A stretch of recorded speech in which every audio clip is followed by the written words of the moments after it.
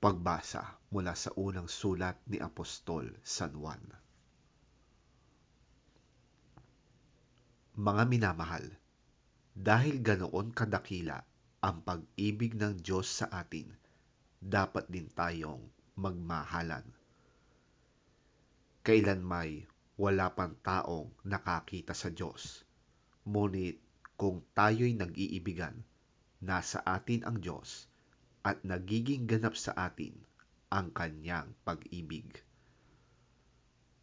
Nalalaman nating nananatili tayo sa Diyos at siya naman sa atin, sapagkat pinagkalooban niya tayo ng kanyang Espiritu. Nakita namin at pinapatotohanang isinugo ng Ama ang kanyang anak upang iligtas ang sanlibutan. Ang nagpapahayag na si Jesus ang anak ng Diyos ay nananahan sa Diyos, at ang Diyos namay nananahan sa Kanya.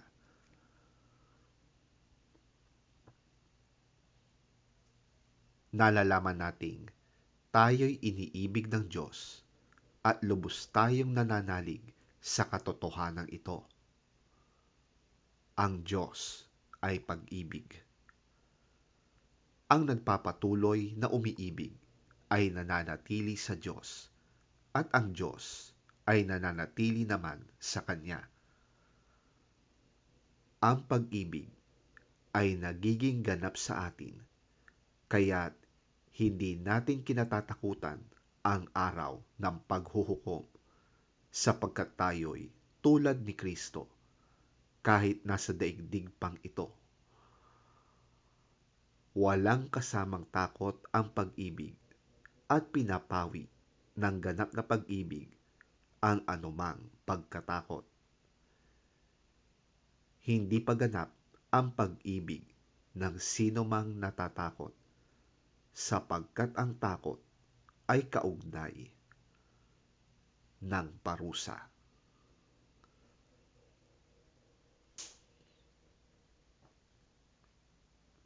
Ang salita ng Diyos. Salamat sa Diyos.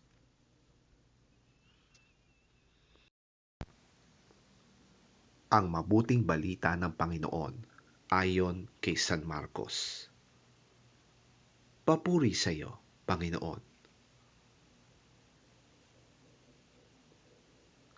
Agad pinasakay ni Jesus sa bangka ang kanyang mga alagad. Sila ay pinauna niya sa Betsaida, sa kabilang ibayo ng lawa, habang pinapauwi naman niya ang mga tao. Matapos magpaalam, umakyat siya sa bundok upang manalangin. Nang sumapit ang gabi, nasa laot na ang bangka, habang si Jesus naman ay nag-iisa sa pampang. Nakita niyang nahihirapan sa pagsagwan ang kanyang mga alagad dahil pasalungat sila sa ihip ng hangin. Nang madaling araw na, sumunod sa kanila si Jesus na naglalakad sa ibabaw ng tubig. Nang malalampasan na niya ang mga alagad, nakita ng mga ito na siya ay lumalakad sa ibabaw ng tubig. Akala nila siya ay isang multo, kaya sila ay nagsisigaw. Takot na takot silang lahat. Ngunit agad na sinabi ni Jesus sa kanila, "Huwag kayong matakot. Ako ito. Lakasan ninyo ang inyong loob." Sumakay siya sa bangka at pumayapa ang hangin. Sila'y lubhang namangha, sapagkat hindi pa nila nauunawaan ang tunay na kahulugan ng nangyari sa tinapay. Hindi pa ito abot ng kanilang isip.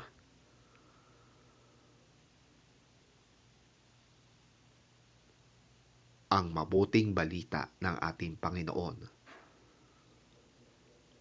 Pinupuri ka namin, Panginoong Hesukristo.